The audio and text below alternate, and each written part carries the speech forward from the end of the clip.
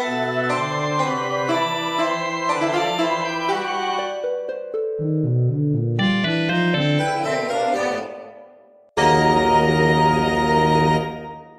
to be really trippy, we'll do the ending and do the whole thing backwards. So we'll see how that goes next time on. Hello, listener, and welcome to Tim Portalers, the show where we jump around a whole bunch of different games and systems and endeavor, at the least, to do so in a somewhat coherent manner. My name is Seth. I am a writer and game master, and with me I have... My name is David, and I'm on vacation this week, and it is lovely. Happy New Year, Merry Christmas, by the way. Happy February, or whatever month it is. It's belated, but it's legit. Yeah. And I am Rachel, and I am most unfortunately not on vacation this week. I am Kyle. I'm working this week, and happy 4th of July. Or whenever you listen to this, dear listener. Happy day. Happy all of the holidays, just in case. Happy 2021.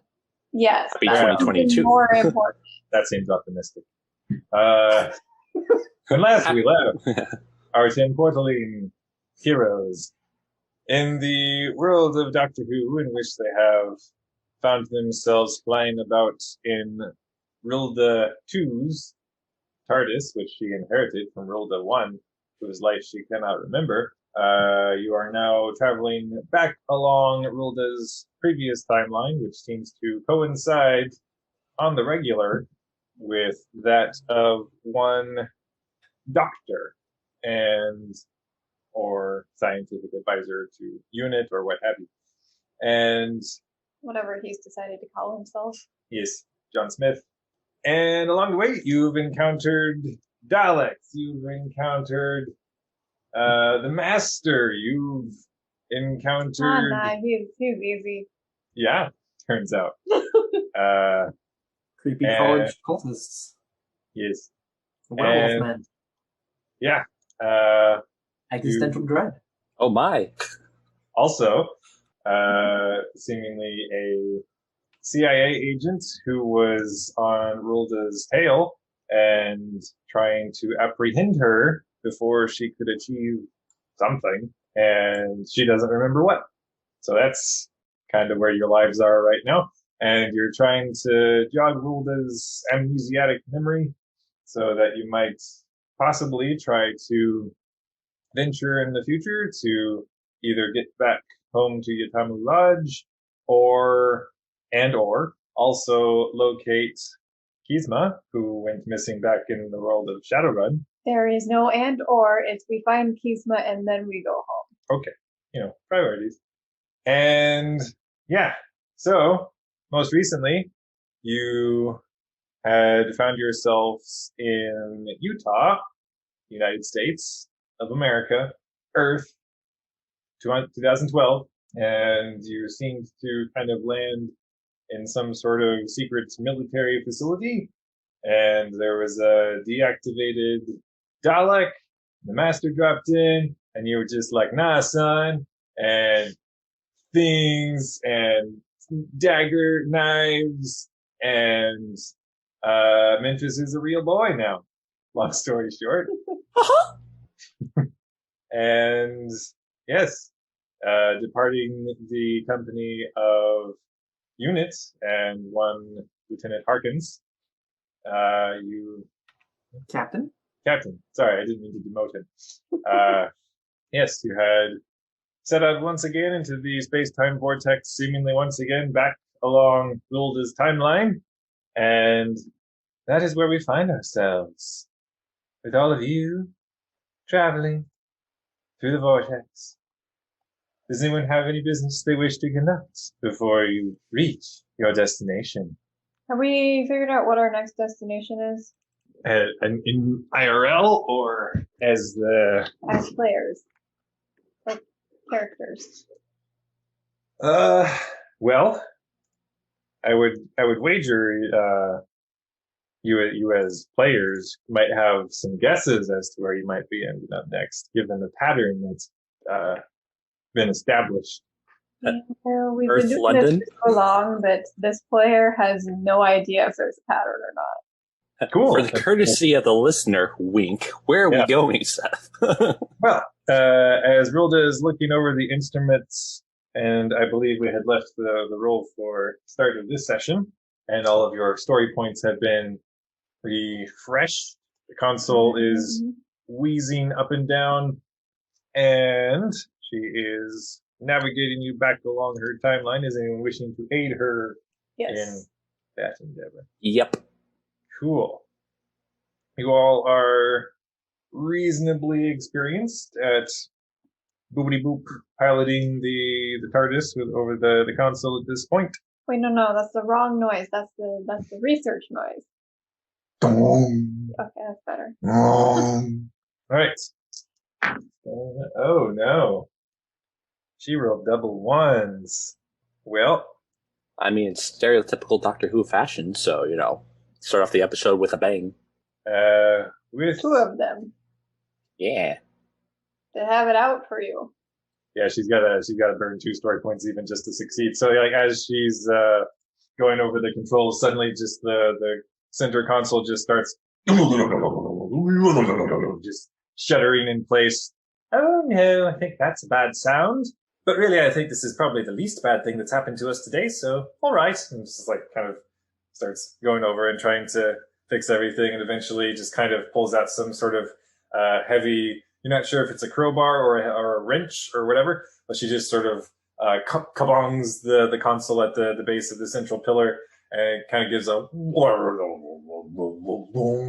then begins to rise and fall as normal, and you feel yourselves kind of that weird out-of-body feeling of knowing that you've dematerialized and are now hurtling through the space-time vortex.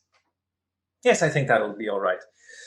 It's not like I succeeded, but there's going to be some sort of penalty. That's not how this works. What makes you say that?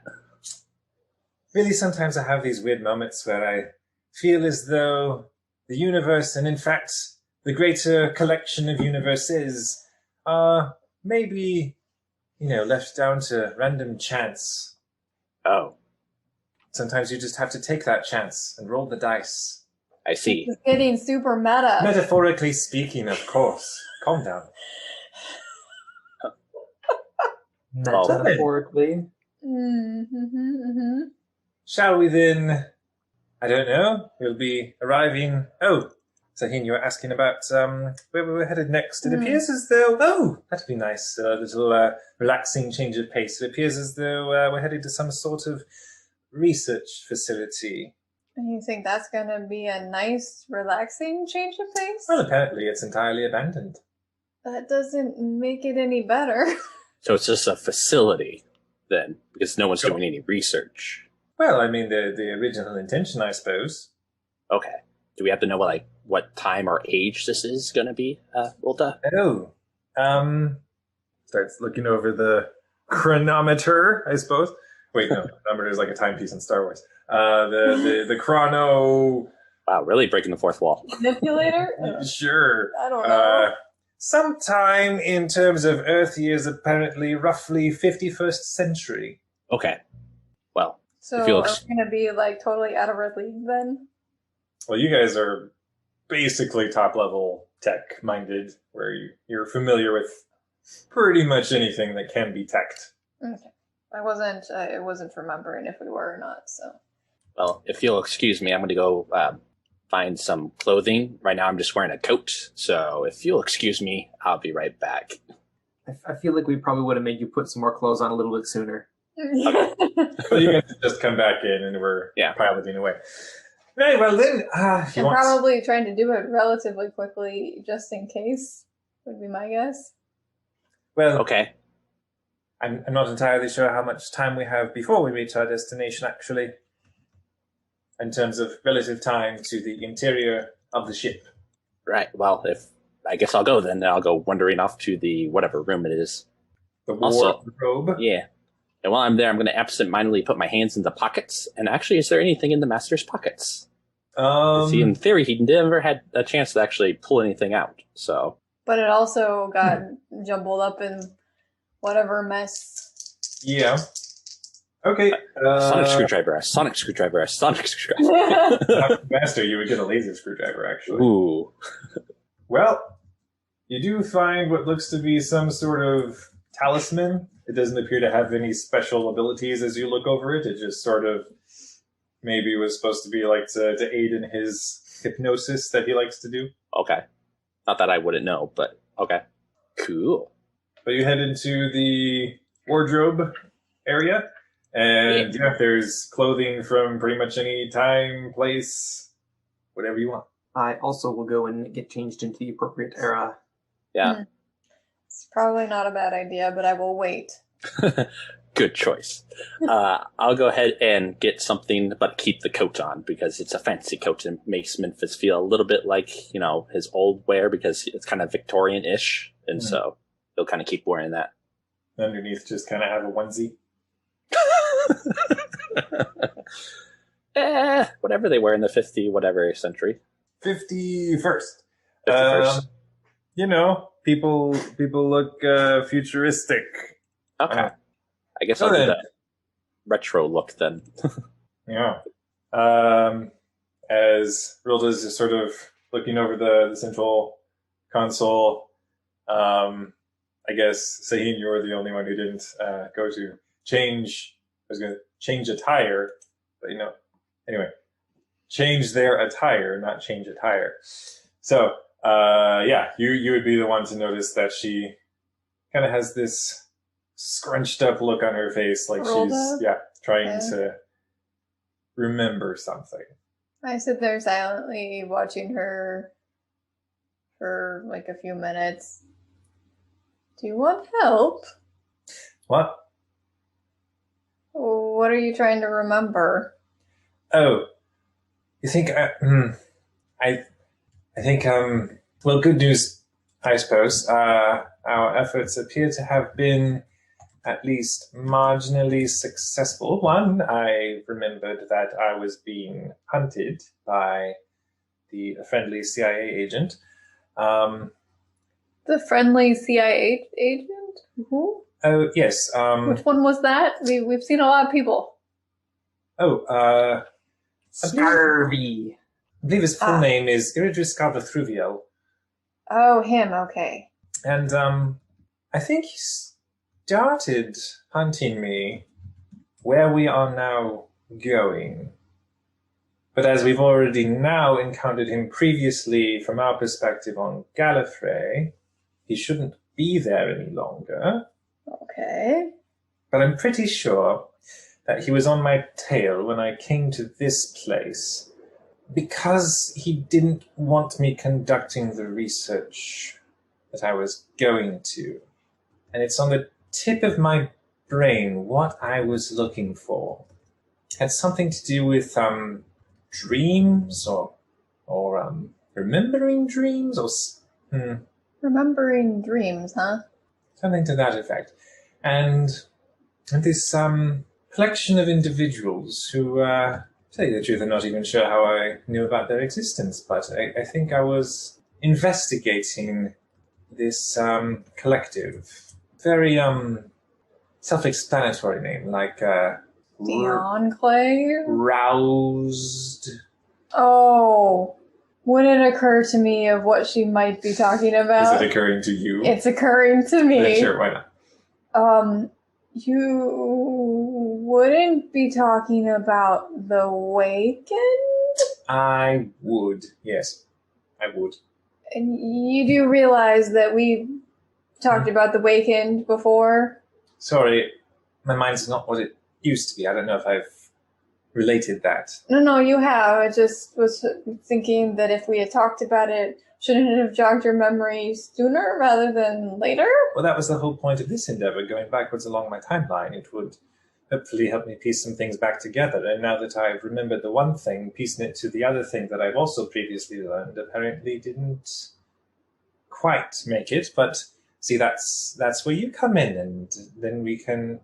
Okay, but you were researching this enclave, or were you trying to join this enclave? Like, what? Do you have any recollections surrounding that? I think they had made me an offer. Okay. What kind of offer? What did it look like? Do you remember? I don't. It was somehow they were, I think, promising something that I really wanted. Mm-hmm. And I don't think I was quite ready to admit that to them, which hopefully means we weren't on the best of terms. I mean, I have no idea what goes into being offered a spot or with them or whatever it is. Well, in my case, I was actually rather impressed, as I recall, because wherever I was, I believe I was somewhere where they really shouldn't have been able to reach me at all. Mm-hmm. Do you remember exactly where you were? I was presumably back on Gallifrey. That's where my race lives. And not many of us tend to go gallivanting around the cosmos. So there's just like this other guy we keep hearing about, you and the master. Oh, there's a few more than that, actually. There's, well, he intermittently goes by the meddler or the monk, and the Rani, and a handful of other individuals. Some that are part-time lord, or. But in the grand scheme of things, over millennia of civilization as Time Lord society, the fact that perhaps a handful of meddlers have leaked out into the greater cosmos is not a horrible record, all told. Would you be able to remember how you got in contact, or like a way to contact the Awakened, or where they were located, where their base of operations was in this universe? Yeah, hopefully revisiting this research facility will help me to remember some of those details. I hope so. Because if I learned those details when I was here before, perhaps all we need to do is reverse course yet again, because I found them and was headed toward them. Potentially. Which, I had a thought. So, because time is weird and stuff. I've heard it described as wibbly wobbly. Yes, that's a good description. But I have this vague memory of when we first ran into your TARDIS, and then there was some weird time traveling that happened surrounding that, but at one point, I'm pretty sure I saw an unexpected other kind of ship park next to your TARDIS. Yes, that would have actually been most likely the agent's TARDIS, this Irujuscava Thuviel. He had managed to... so that was probably Scar. Okay. Yes. I was beginning to wonder if it was the Wakened, but... As to my knowledge, they don't have possession of a TARDIS, but if Scarvy is in their employ... From my remembrance, from the way, like from Rachel's remembrance, it sounded like it was more... It didn't look necessarily like a TARDIS per se, but then again, TARDIS is... If you have an advanced enough TARDIS, they have a chameleon circuit, and it can be as big or whatever shape you want. Okay. Then, never mind. So you think that was Scarvy then? Well, it would make sense, because if I had reached Skaro in the past, and he had as well, and I was getting there with the goal of reaching another reality, presumably, if that is where these Wakened were positioned. Time travel is actually rather complicated, come to think of it. Nah, really? Yes.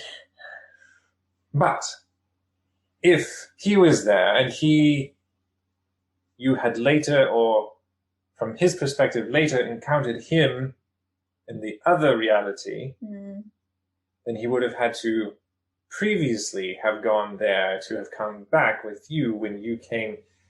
Mm-hmm. Are we getting any closer to knowing how to travel between realities? Well, it appears that he at least has some knowledge of it. Well, if we had known that a little sooner, would have been nice to know, because maybe then I'd be closer to finding Kisma. Yes. Well, if we land at this place and are able to do proper research, then hopefully we'll have you on your way. I hope so. I mean, not to make it seem like we're ungrateful or I'm ungrateful. This has been a nice distraction from my worry of Kisma. But it's been a nice distraction for me, I think. Though I'm not sure from what. It's okay. I'm just grateful you remembered as much as you have. And I am trying. And I hope at least that has no longer been a question. I mean, it's hard not to question in some ways, considering that you're remembering that you were wanting to be involved with the Awakened, and all of our dealings with them have been extremely negative. Throughout all of this, I've wondered if I would like the person I once was, if I came to remember. And I do hope that whatever my intentions, I wasn't planning on doing anything harmful. I hope not, but also I guess you gotta realize that the past is the past, even if you can time travel to it. Yes. That is where it gets a little more complicated. Mm. But I think I do sympathize greatly with your position, Sahim, as I come to remember more of my past life. I think I had very similar motivations. How do you mean? I think I was looking, perhaps desperately, for something that could help me to save something precious to me. I won't say this often, and I will deny it if you ever tell anybody. Of course. As much as I gripe about my sister, she's kind of dear to me. Like, I'm not looking her in the eye and I'm rolling my eyes and stuff. I'm going to hug you now. Thanks for the warning, just get it over with. Understood. And moves in, very tight, quick squeeze, and then done. I do a one pat real quick. And then kind of sidelong look. Thanks. Thank you as well. For whatever I come to remember, I will remember our time together fondly. I think I'm getting there. It's been a little touch and go with being worried about Kisma and very unexpectedly drawn into yet another world where we have no idea what the hell is happening. Well, the good thing about piloting a TARDIS is that I'm rather knowledgeable and more often than not seem to have a handle on how things are going to happen. I'd say that is definitely one of the perks of this reality or universe or whatever it's called. So it's not like you're going to encounter any strange roadblocks or turbulence out here in the vortex, and then you all just feel the thump as you rather abruptly rematerialize at your destination. And she, staggers against the central console. Rich, are you okay? I have a feeling that TARDIS timed that deliberately. I approve. I laugh and well, I guess I should probably make myself look presentable in case of incasity. Well, and she looks over and does some quick scans. She's not rolling well. To my readings, there's nobody here. Better safe than sorry. All right. And so I go find some appropriate attire. I go I'm telling you, appropriate Memphis. attire. Memphis feather boas are early 20th century, not early 51st. Really? I think they look great though with this coat. I'm not telling you it looks bad. I'm just saying you're gonna stand out even more. But, Rilda did say it was abandoned, so no one's going to be here. So, I'm just making a statement for myself, I guess. And when do I come in on this You want me to go for it? It's all up to you. Okay. Right Go ahead. then. So Whoa, Just knock next time, Saheen. Come on. I wasn't looking. Did you even remember to close the door? Yes? But you're so sneaky you opened it without us knowing. No. I do not need to see that. And you probably she's gesturing at the closed door. I'm just gonna go to the bridge now. Sounds good. But go ahead. Memphis, I couldn't help over here. You're saying that just because somebody said there's nobody gonna be there, that there's nobody gonna be there. I'd say better safe than sorry. So you're saying this doesn't look good? I can't see it. Can I come in? Are you decent? Well, I'm close. Whether or not it's a decent attire is yet to remain to be seen. I open the door, give him a bit of a. All right, what are you wearing? I picture like the full flapper outfit. What's the full flapper outfit? I know it's for women, but I'm not sure I know it. For... I was thinking for women, honestly. Like the wig with the hairstyle of that age. Is that what you're wearing? Really? That's what I was picturing. Okay. But Some God, over the top Victorian ensemble. What is Memphis wearing? Huh? What is Memphis wearing? I like to imagine it's a mixture of what Seth was saying, but also like not necessarily as edgy as the Joker's outfit, kind of purple, because I think the Master's thing is a purple coat or something like that, if I remember correctly. You said it was something like that? It was purple after the kerfuffle. Okay. Right. So Purple. so I kind of imagine like a blend between the two. So what do you think? No. Just No? no. Is there a way to like so hey TARDIS, can you bring around some appropriate attire to the time zone, the time period? We'll see. Double ones again. Oh no. Can I help at all? You can basically be standing like, nope, keep going. Okay. But it's having a hard time bringing up. It's bringing you all the times and places attire that are not fitting. There's. Can we eventually get somewhere closer? You kind of go through like 70s hair metal. Ooh, what about? Oh, okay. No. You Buccaneer.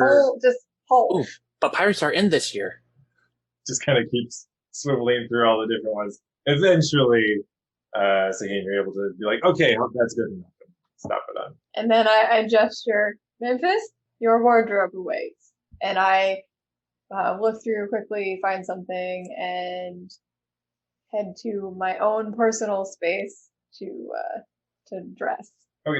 Okay. Find yourselves in your new outfits, and it looks pretty toned down, futuristic, simple attire. And Memphis is probably still getting used to having a body again. Right, yeah. I'm going to still wear the coat and then, for funsies, put the talisman around the neck. Because why not? Just for fun, you tell me what it looks like. The talisman? I'm kind of imagining like a blend of the Pirates of the Caribbean, Curse of the Black Pearl, kind of little Aztec thing, because you said he had some sort of snake motif going on. So like with like serpents kind of intermingled with it. That's at least what's coming immediately to my mind. Maybe like some Celtic knot in there. Right, yeah. Okay. Aztec Celtic serpent thing. Yeah. Time's funny that way. We can blend it all together. All right. So you guys suit up and head back towards the console room. Rilda appears to just have taken off her outer hoop skirt thing. It's like, I feel like this is good enough. I'd say no, but whatever. I already dealt with Memphis, so It's my comfortable reading attire. I'm Oh, assuming I might be wearing some sort of futuristic space onesie type something Sure. or other. I don't know. It seems to be a thing for people thinking of the future is, Just a If we jumpsuit. established- If we've established Sahinia's cat, is it a cat suit? yes. All right. So Rilda moves over to the door and slings it open, and you step out into this truly vast interior of floors upon floors, rows upon rows, shelves upon shelves of this immense library. And it is, in fact, seemingly a library. There are books. I must ask, is it silent in the library? It does seem pretty quiet. Oh, okay. Are the lights on or off? The lights appear to be on. Oh, okay. That was a good episode. Flashbacks to that Doctor Who episode. Yeah, that was a good one. Because that's the first one where he first meets River Song. Yeah. Okay. Well, Okay, so you step out, Rilda looks about. See, I told you, nobody here. okay, well, let's see what info. I guess if this is a library, I guess we should figure out what we're researching in boop research. If I was here looking for the Wakened before, I doubt there would actually just be a tome labeled "Look here" to gain info on a secret organization that spans all the known realities.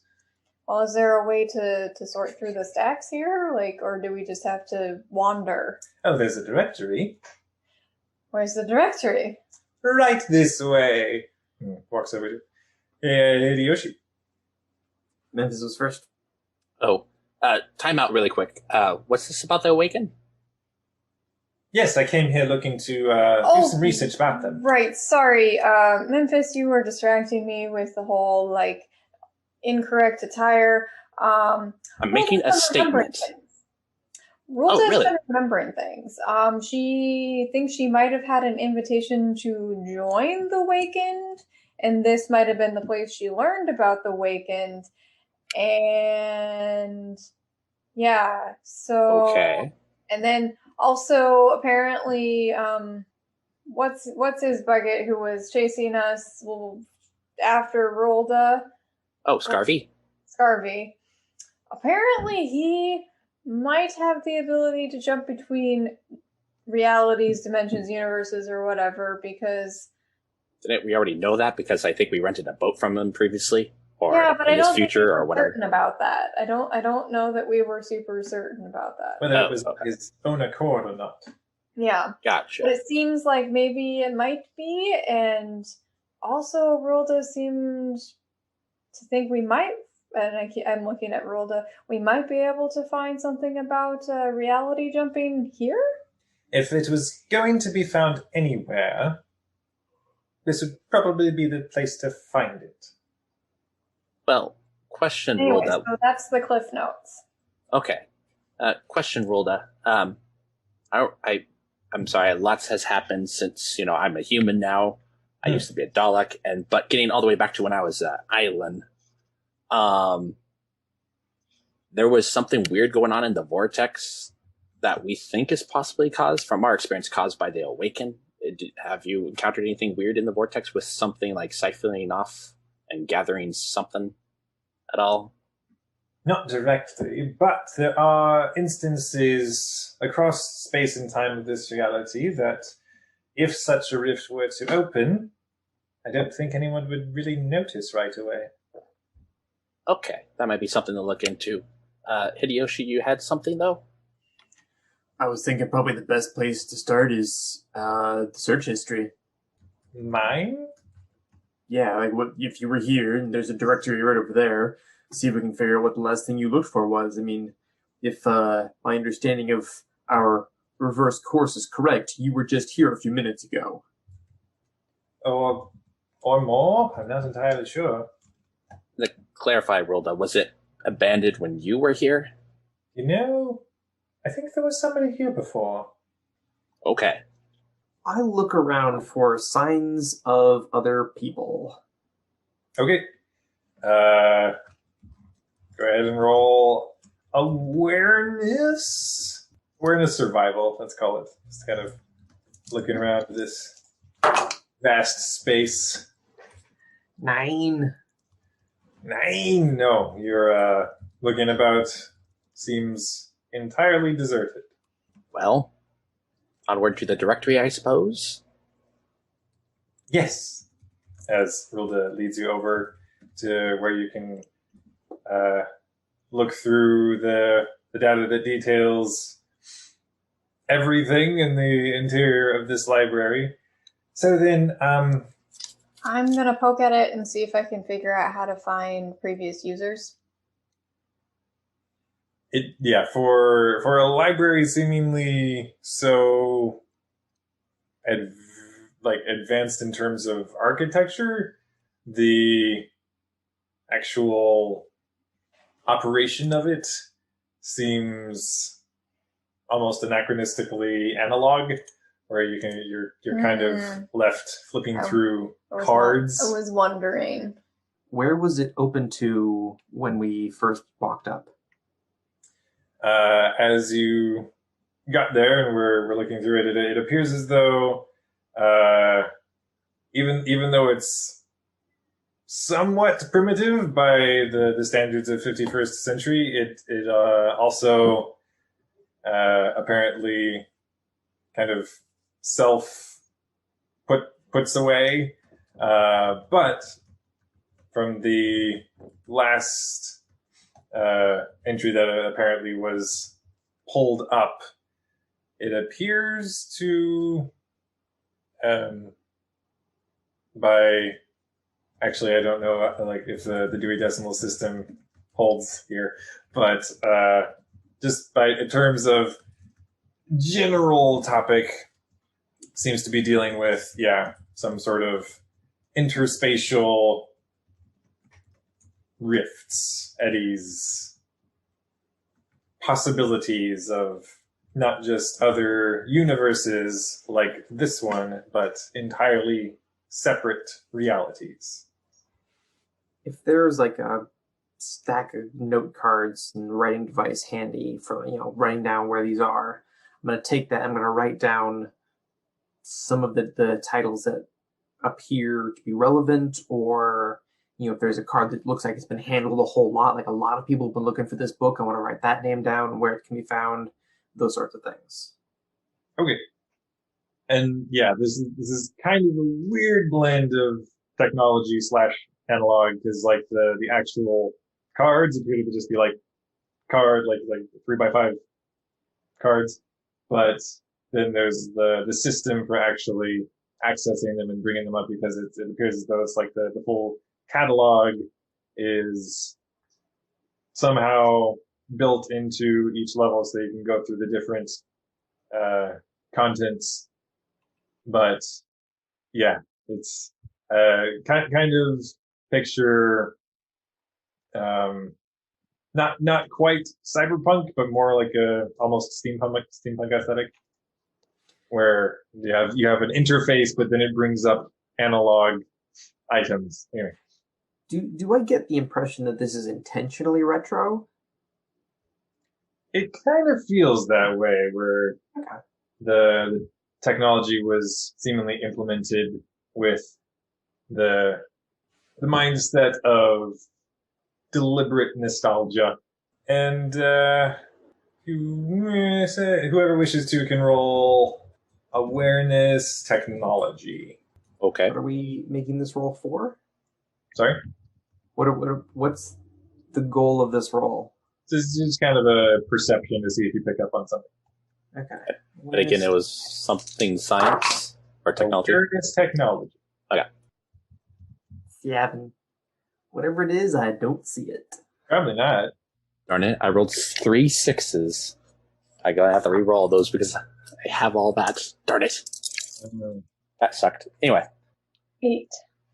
Okay. It's Awareness not a good night for us. 6, 7, 7, 17, 20.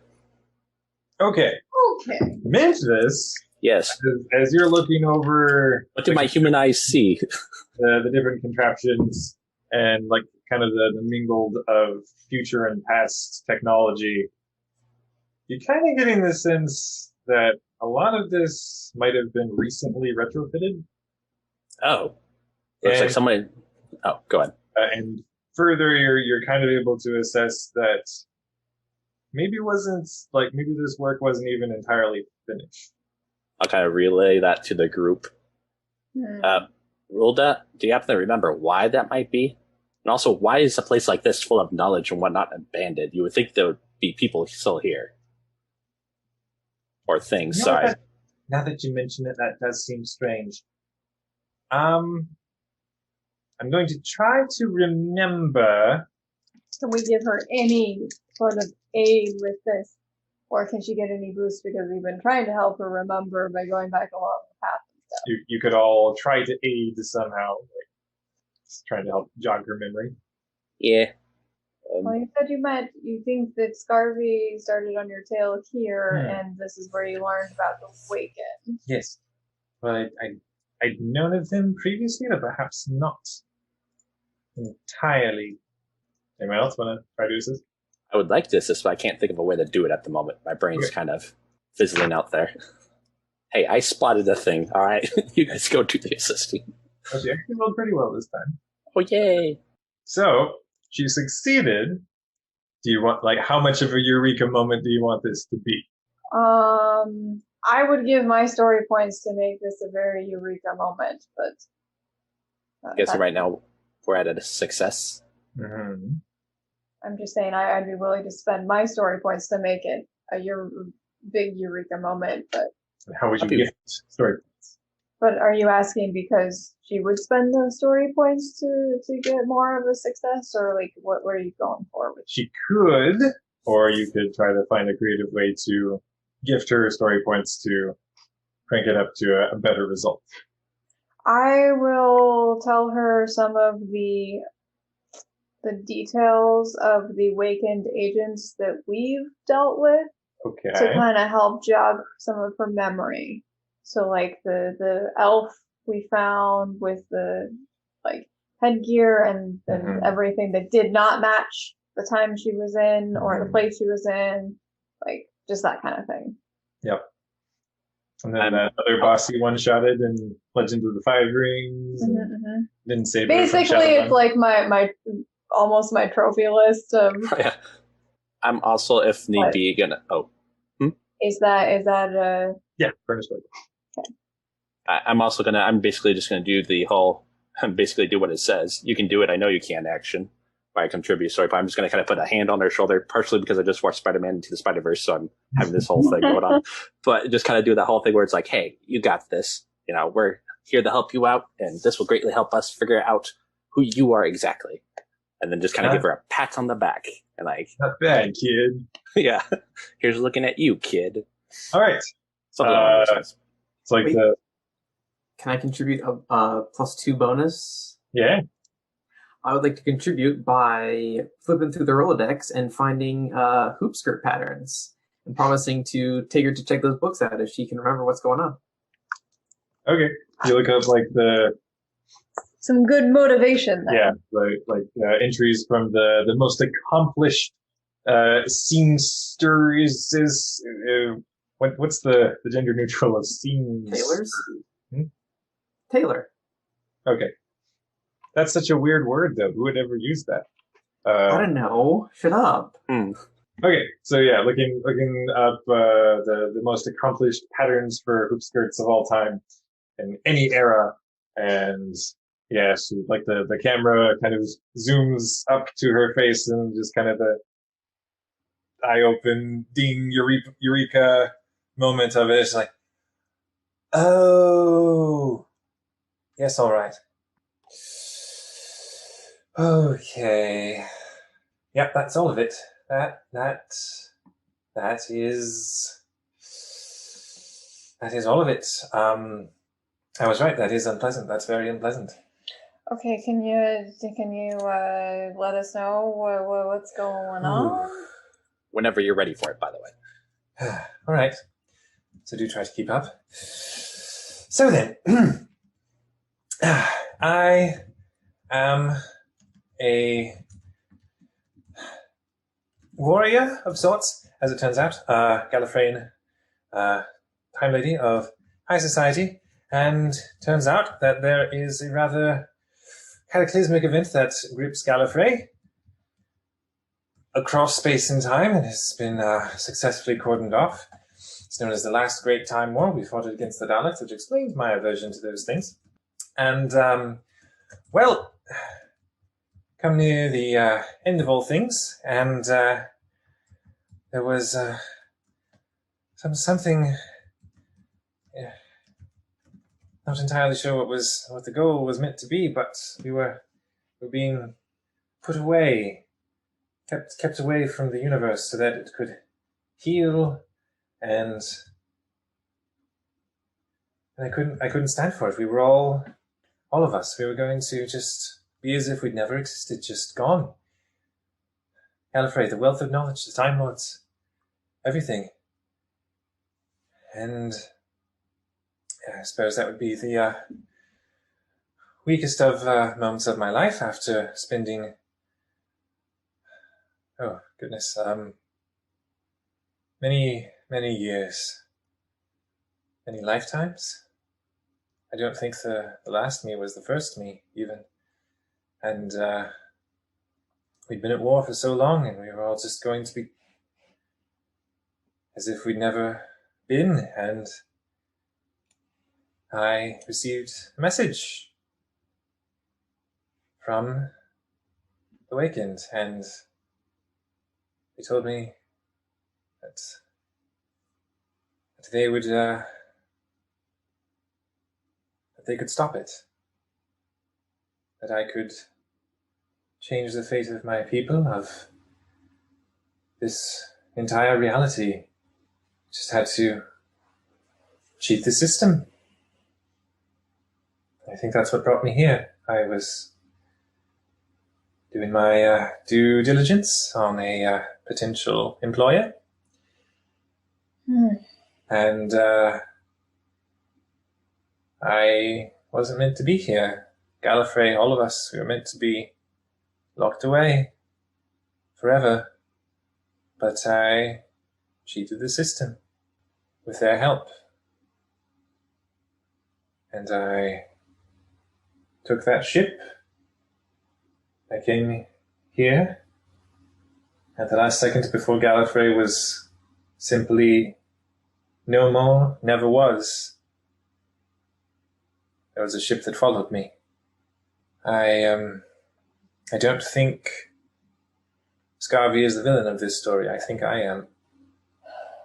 I honestly had a worried feeling. As did I. And to be honest, we know, I didn't suspect you per se, but the fact that you couldn't remember didn't bode well. But at the same time, the Awakened were dangling in front of you exactly what you desperately wanted. They were probably just using you to get something. And as much as I dislike that you are more so the villain of this story, it is also the fact that you were kind of coerced into it. In a way. Well, we always have choices. Yeah, but decisions of existing or not, nobody should have to deal with that. No, but it was agreed. It was ruled. That is what had to be done. I wonder if, on some level, I chose this form. I don't believe I've been this young for quite some time. Perhaps I was hoping just to leave it all behind. make something new. Well, thank you for being so honest and forthright and willing to tell us all this. And I'll kind of motion like I'm going in for a hug, but see if she's receptive first before I go in. She kind of looks up to you and sorry, I think I should stay here. Why? Because you're the villain of this story? And if I've no place in this reality, and I've certainly no place wherever you're meant to be, perhaps I belong here, where just alone with my thoughts and a lifetime supply of reading, even for a time lady. I think that's a great idea. You should sit here and do absolutely nothing to change anything. Good thinking. I'm guessing that's a no to the hug then. Well, Also, it's yes. Sorry. I'll just be elsewhere. Will you at least help us? This is your world, not ours, as much as technically, according to your story, you don't have a place in it, I guess, anymore, which is stupid. Sorry. Yes. That was thoughtless of me. I should help you to find what you're looking for and at least see you on your way. I know this is a touchy subject at the moment, but just to back up a little bit, you said that he contacted you? Who? Somebody from the Awakened? I thought it was originally going to be Scarby Fellow, but you said he, so it must be somebody else.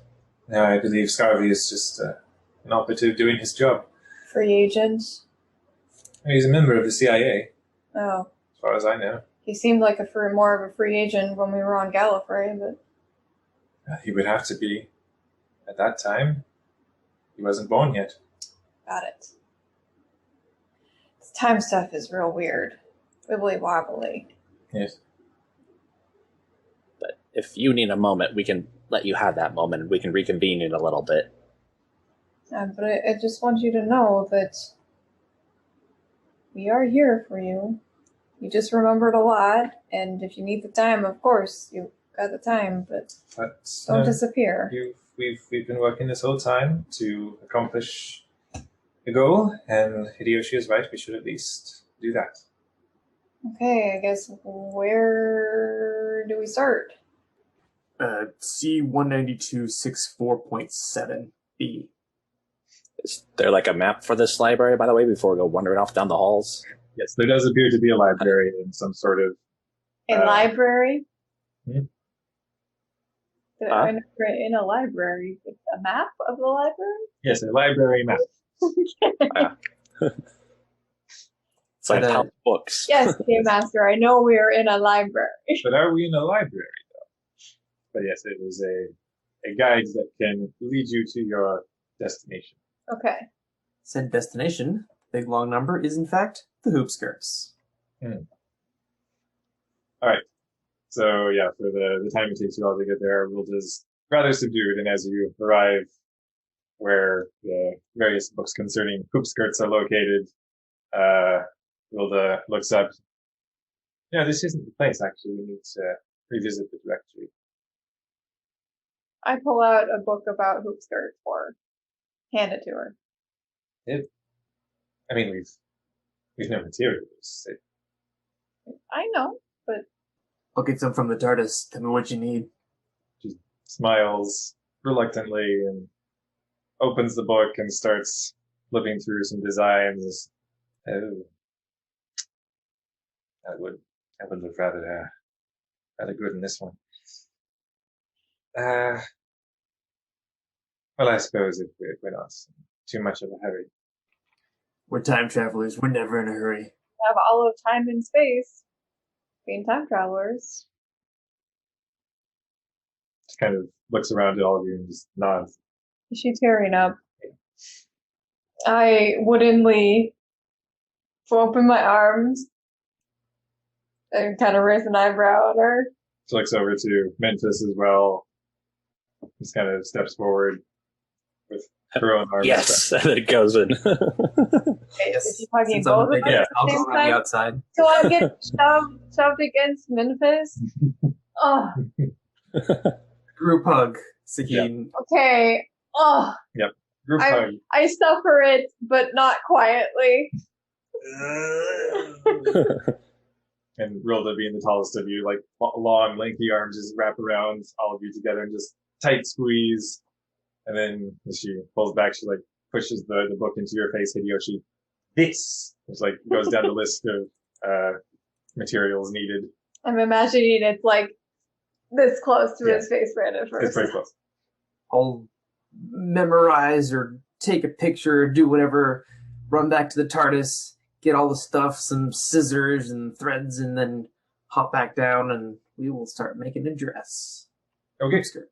So which means we need some wire as well. Right? I'm assuming it's on the ingredients list.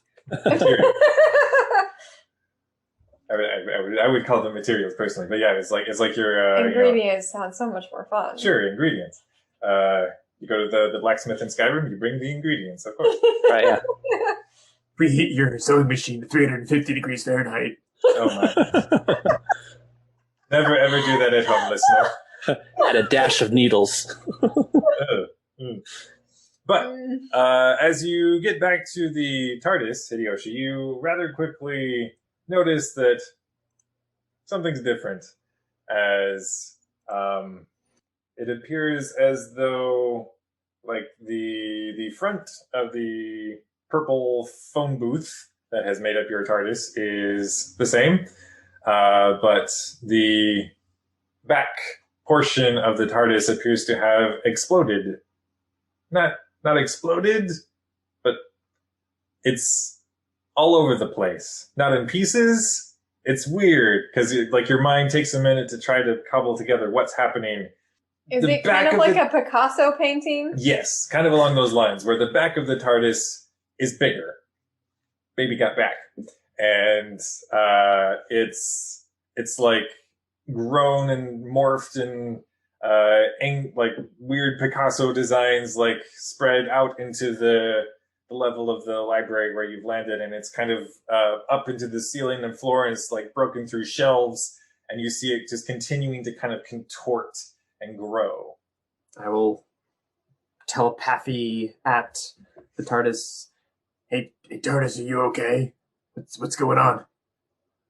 You get the telepathic equivalent from the TARDIS of a whimper. I'm going to telepathically contact the rest of my team and say, Prepare your library cards. We gotta check out. Oh. Yeah, you all hear this? I would say, okay, guess we better. I start running. I grab a few books on hoop skirts and run after her. Okay. Rilda, are you coming? Rhoda, She's, I look back.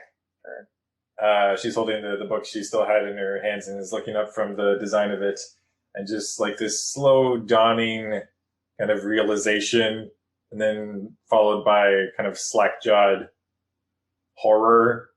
It's like, oh no. I stop and you come back. What do you mean, oh no? If there's something I can do up here right now, let me know. Hideyoshi, I can't suppose we parked in the shadow. It looks pretty shady over that area. Oh no. She like tucks the book under her arm and just starts sprinting back the way you Okay, came. I would also sprint. I'm gonna run after her, but what's the deal with shadows? And just kind of I'm run going to go afterwards. ahead and find a patch of light Yeah. and stand in that, because this sounds sketch.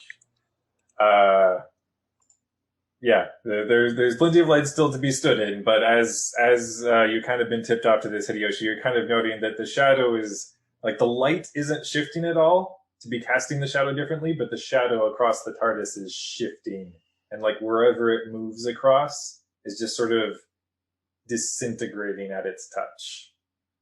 Okay, so how long does it take us to get back? Because I'm like putting all of my effort into getting back. Okay. Let's go ahead and roll coordination athletics just to do some running. Because running is an integral part of the Doctor Who experience. Technically, we go before the shadows. Yep. 12. 18. All right. Can I grab Rulda? Yeah, she's stumbling along. Or like grab the book because she's fumbling with the book or something. I don't know. Something to help her out. Yeah, not really fumbling with the book. It just like seems she's almost like in this daze where, she's almost just stricken with. It's almost like I almost envision it like it's probably too over the top, but of like the coming up, like she's not moving fast enough, so I just like I know she's too big for this, but throw her over my shoulder and keep going. Yeah, that would not work for anyone. No, I know. It's more like a problem of just like grabbing her by the arm and just running her along. Pulling her along. Yeah. Okay. But as she's running, we'll just like, oh dear, the TARDIS. Well, sometimes when it's these older models, when they go into some sort of self-repair diagnostic, the cellular makeup of their organic cells, it's You might want to save your breath. Yes, but I get to explain what's happening, even though I don't like it. I like it. Please continue. Go ahead, keep talking. I'm listening with my brain. Just don't talk out loud. Talk in your brain. I'll listen with my brain. Long story short, it becomes like a cellular makeup akin to, but not exactly, but apparently close enough for carnivorous creatures, something like organic flesh. And... Wait, so you're saying something is eating the TARDIS? Yes. If we go into the TARDIS, can we get out of here? I don't know. Oh, boy. TARDISes are organic? Oh, yes. Actually, it's rather fascinating, but, sometime when we're not... Right. So, yeah, as you guys are running, you manage to reach Hideyoshi before too long, but Hideyoshi, you're watching, wherever the shadow is touching, it's just like the TARDIS is just contorting and, like, buckling outward. And as Rilda arrives around the corner of the nearest bin, it's just like, oh, like Home Alone, hands on face, like, ah, and just, I'm gonna look around. Is there any sort of reflective surface anywhere? well, as you're looking about. Well, sure. We'll say awareness survival. We'll call this hard. You're trying to find something grabbable and reflective. I will help you, so take a +2. That makes it 11. Unfortunately, no. What I remember...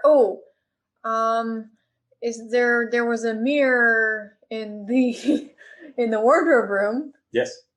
I'm going to open the TARDIS. Okay.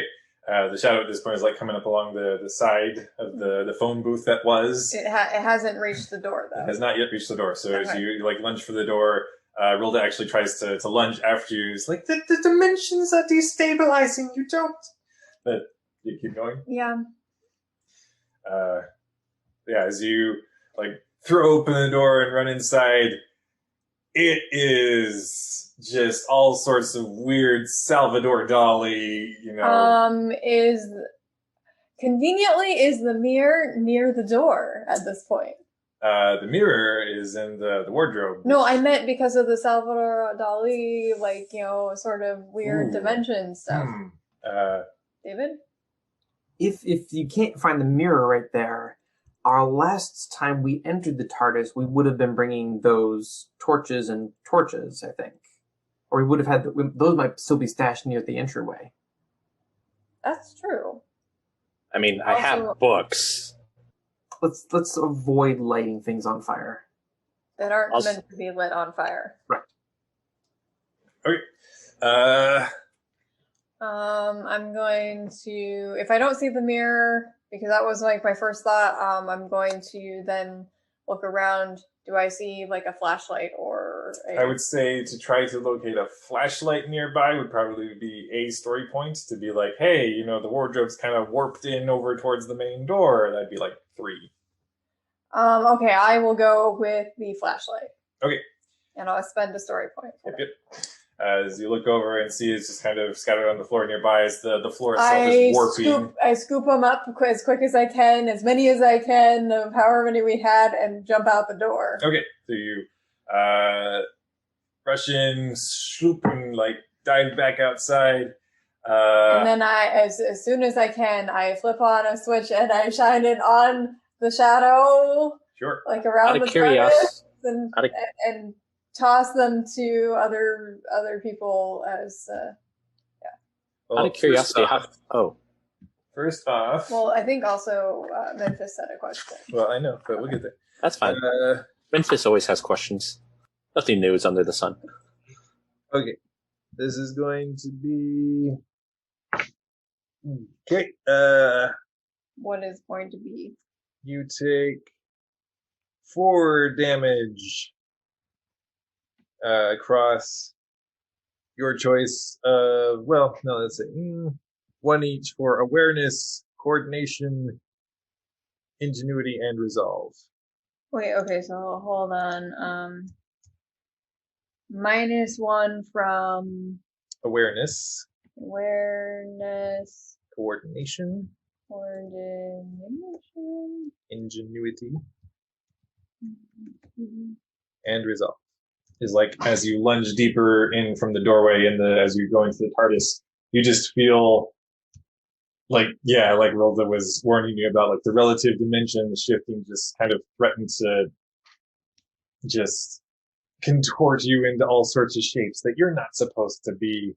And yeah, it is a very disorienting, unpleasant experience. And as you manage to grab onto the torches and heave yourself back over towards the door, you just feel as though like part of your structural integrity has been compromised along with the TARDIS. Okay.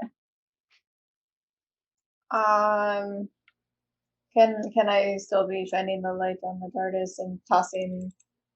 Well, as you're coming back outside, we get back to Memphis. Oh, you kind of already answered it in a way, but I'm guessing when Saheen rushed in, we saw her kind of also distort, like in okay.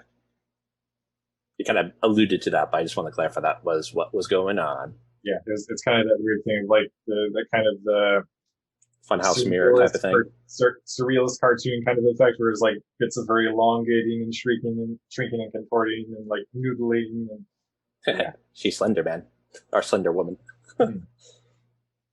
But anyway, she needs to keep herself back outside, and her body, rightful shape, kind of reasserts itself, and you kind of drop to your knees outside the door, but you have the torches in your arms. And I grab one and I turn it on and I turn it on the shadow. And to clarify, when we say torches, are we talking like torches, like flashlight torches, or torches as in torches? He was going for the electric torches. Okay, just clarifying. And as many as we had with us, which I think was multiple. We'll say 4. Okay. You turn about and you start. I want more bang for my story buck. Yeah, you start shining the light over toward the shadow. Mm-hmm. We'll have to see what that does. I don't know, but it was just like, if it's shadow, we need to make light somehow. And then as I'm shining my light on it, I'm tossing flashlights to everyone else. So wait, are the shadows eating stuff? Just to clarify, Rolda. They're eating the ship. They don't typically go for sentient creatures. No offense. Looks over to the TARDIS. Unless the largest one were the desperate or something. But they thought they came across a snack. Right. All right. So then you're shining the flashlight, the torch. So as you turn the beam of light over towards the shadow that's drifting over the TARDIS, it's weird. It's like as the light is hitting the wall of shadow, kind of, you see it kind of cutting into it, but still there are like these motes of darkness kind of swimming about. Mm-hmm. And does it seem to help? There appears to be reaction, at least. There's a kind of frenzied activity in response, and we'll call it roll awareness survival. I am going to spend a story point to give myself another 2 dice. I've been rolling like crap today. Okay.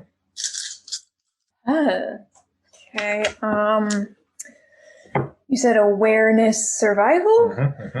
Okay. I think I actually got 19. Okay. Yeah, 19. You actually 19. Yep. like your hyper senses of your alien form that I don't think you've ever fully identified seem to be informing you just kind of your awareness of time and space is that the shadow itself is apparently at least partially made up of living organisms, and they are displeased by your actions, and you can't see them exactly, but you have this sense of them moving to retaliate in the way that they are wont to do, apparently, and that is to attack the source of any light that is compromising their ability. But as far as inflicting any damage, you don't think so. But Hideyoshi, you're monitoring kind of the movement of the shadows across the TARDIS, and that sort of seems to shift differently and flicker, and it doesn't appear to be advancing as heartily. So, should we try shining more light? Yes. If So are we take initiative at any point?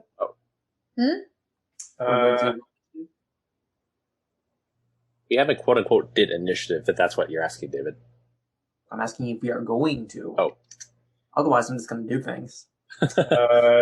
Technically, I guess if we're considering ourselves an initiative, Sahin has done a thing, and then if anyone else wishes to do, I also wish to do. I'm going to grab a flashlight and flash the TARDIS.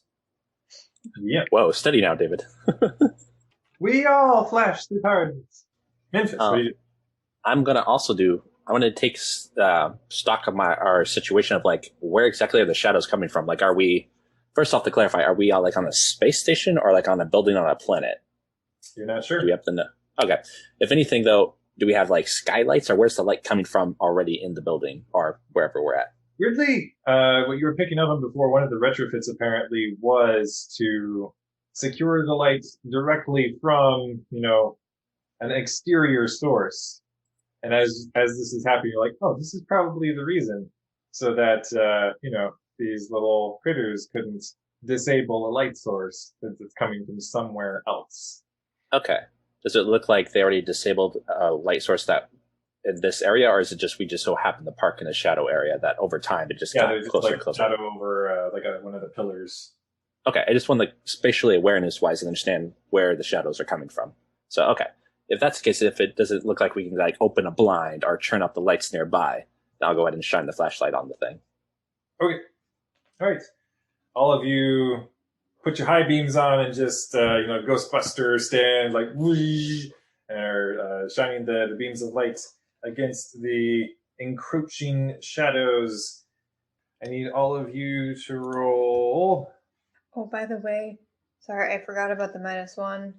I would have gotten 18, not 19. Okay, an 18 would still do it. Okay. Resolve survival, let's say. Rolling against 16. Okay. 15. Okay. 13. Okay. So you were shooting for an 18 because that's what they rolled. So, unless you all spend a story point, you are just frozen, weak-kneed in absolute fear as the shadow begins to move in towards you. Clarify, is it just one story point? Yes, that would, because you technically had a failure, to get it to a success, you'd have to roll. So I'll go ahead and do that. I have the Indomitable trait, which Ah. my shorthand note says I have +4 versus hypnosis and other mind-controlling type things. This isn't mind control, this is fear specifically. Okay. Then I will spend a story point. Also, Seth, Yes. let me know if I ever need the roll for cowardly, since that is a bad trait of mine. Does that not just give you a -2 for things like this? Or? Basically, it looks like reduces my chance to resist getting scared. Suffer a -2 penalty to any roll when I need to resist running away. So I don't know if that was. Yeah, that's this sort of thing. You'd have to spend 2 story points here. I rolled 13, so that'll be a 11. So I'll need 2 story points. Right. I'll go ahead and do that then. All right. So then, as Sahin was actually the first individual to shine a light on the situation, they are going to try to move in on you for their fighty fight. So their second action is -2. And okay, so you, Sahin, must roll coordination fighting, which, since you can only sort of sense your enemy, not actually see it, I'm going to give you a -2 on that. So we're like Peter Pan now, trying to fight our shadow. 12. Oh wait, no, 14. Okay, I got a 16, so you have to burn another story points to keep from getting struck. Yeah, I need to. Can I get a closer look at them now that they're closer? Sort of. It's just like, because they're so teeny tiny. They're essentially microscopic organisms. Just like your heightened senses are what's allowing you to have an idea of what's happening on their level of existence.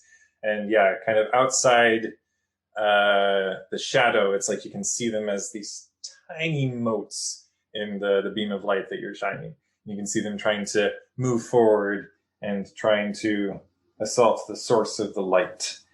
And just kind of by necessity, you're backing up as, still trying to shine the light on them. But Rolda at this point is looking over to the TARDIS. It's like, oh, we're holding them off, but we can't keep this up indefinitely. I don't know what else to do. Do you have anything? Well,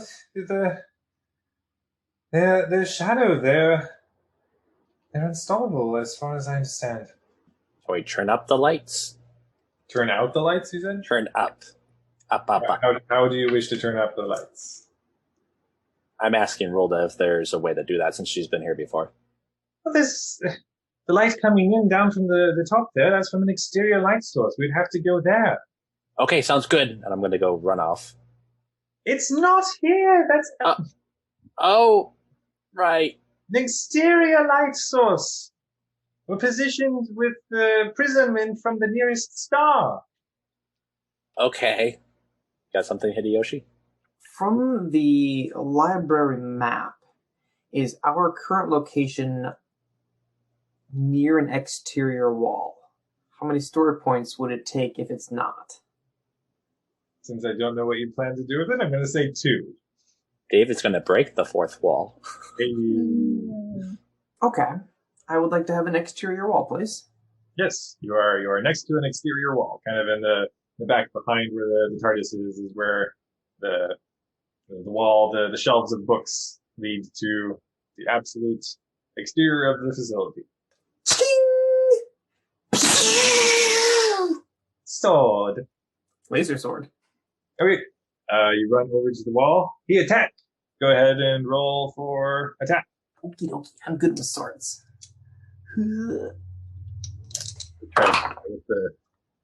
I'm good with swords, and I rolled double sixes. Total of 26. Sadly, that does not meet the wall's AC.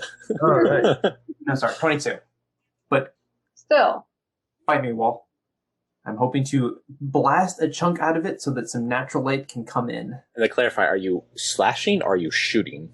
I'm shooting with my zap. If we had a choice of where the exterior wall could have been, we could have had it behind the TARDIS, so that way the light comes through. All right, so that is a fantastic result. What does that mean in damage? Fantastic on my zap is L. Okay. I killed the entire building. Just dead. The building is dead. Done. Did I shoot it in the leg? Well, I'm giving this the steel wall type, which gives different armor protection and damage before it's destroyed, but yeah, I guess since there's no damage rating, it's just okay. Laser or other high energy weapons will cut right through it, although protective force field will defend against everything. Okay. So yeah, the armor only protects against things like bullets or their physical weapons. So yeah, you sir with your laser sword just kind of run over to the wall and like cutting through shelves, books, and yeah, however many inches of plating and concrete and wall just sort of just carve like butter your way through it. There's this really cool scene in Darth Maul Shadowhunter where like he has to jump through a wall away from an explosion. He just kind of takes his lightsaber and like sticks it up over his head and then like spins laterally to cut through as he's jumping away and like jumps out the hole in the wall he just carved as he was jumping. Anyway, that's really cool. But that's no. I figure you're not going to jump out into whatever unknown lies beyond the library. You're just cutting the hole in the wall. So you just kind of slash an opening in the wall of the library. I guess this is when we figure out if we're on a planet or in space. Yeah.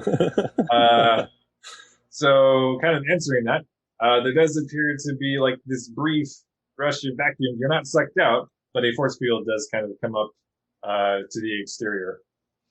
That'll work. Does the light come in? Yes, there is light filtering through the force field. How much light? Like, what time of day is it? Time of day doesn't really seem to be a factor, as whatever you appear to be on some sort of space, like free-floating space facility where, the star is there and, you don't really turn for a day or night cycle. So you're not quite getting like the full straight on light from the star, but it's kind of shooting down over to the floor. Cool. Hideyoshi did a thing. Who else wishes to do a thing? And or run? Well, out of curiosity, what's like this area that we're in? Are we like in just a wing of the library? Or are we in like... Yeah, you're kind of the TARDIS had originally landed next to, apparently an exterior wall, and the rows of shelves kind of up against it. And then you're a short way over from a balcony kind of overlooking the interior of the facility. Okay. And the interior of the facility, if I remember correctly, because they're going through a remodel or whatever have you, they have the retro thing going on. They don't actually have like computer systems nearby that we've seen. Doesn't appear so. Okay. Gotcha. Okay. It seems as though, with the knowledge you have now, it seems as though there was probably an effort to prevent whatever infestation has taken hold here from, trying to prevent it, to get rid of it, one, and then prevent it from happening again. But their efforts don't appear to have fully succeeded. Gotcha. And now you have shadows eating your TARDIS. Right, yeah. What you gonna do? I guess for now I'll go ahead and still try to shine a light and kind of, I don't know, aim it in a particular spot, but try to help the TARDIS as much as I can. While I try to think of something else, so I'll wait to do something radical next round. But this round I'm just gonna aim the flashlight. Radical, bro. Actually, could I know in at least D&D, there's such a thing called Druidcraft, or something like that. Could I went across the streams, I know that always goes so well when I cross the streams, could I use some elemental magic, druidic magic, to somehow create like a burst of light or like, something like that? Essentially cast sunlight? Basically, or something along those lines. Do you have an ability in Genesis that would be equivalent to that? Not a specific ability, if you mean like a talent of some sort. I do have, let's see here, that's cunning. So I do have 3 yellow and 1 green for my primal cunning magic, at the very least. I don't have like a talent that says, oh, you do this magic spell or this magic spell. But I don't know if that would be an option. I guess you could say like the difficulty would be how difficult it would be to actually do said thing. Yeah. I'll let that be up to you if that is even an option of sorts. I would say for, trying to cross the streams like that, we're looking at probably, I'd say 4 story points. 4 story points? Okay. I'm just a human. Do it? Yeah. Why not? I got nothing. All what I got is just a torch. So. I know, because that's all I got. And I just keep looking at my stuff and going, I am useless. I mean, I could try the hypnotize, I guess. The shadow. That could be another option. But I'll save that for later. Okay, what's the difficulty going to be? In terms of Genesis, we'll call this. Oh, sorry. What skill are you using? Primal Cunning Magic. From what I remember of Genesis, it's basically like they don't necessarily have like spells as like attack things. You just kind of describe what you want to do, and then I think there's difficulties like the GM kind of lists the difficulty for you, if I remember. It's been forever since I actually looked at it. Yep. Okay. Genesis. All right, so we're looking at primal magic. All right, I'm gonna go the difficulty here. Either Doctor Who stats would be daunting. Daunting? Okay. Do you want to have me roll any red dice with that, or is it just the 4 purple? I mean, if you want to roll some red dice, go for it. Well, I didn't know that was attributed to the difficulty or not. So, just want to double check. If you want to roll red dice, Okay. you do. Sounds good. I'll go ahead and just keep it as is for now. Let us see what happens. It's nice when the players volunteer more difficulty for you. I do a thing for success. Yeah. All right.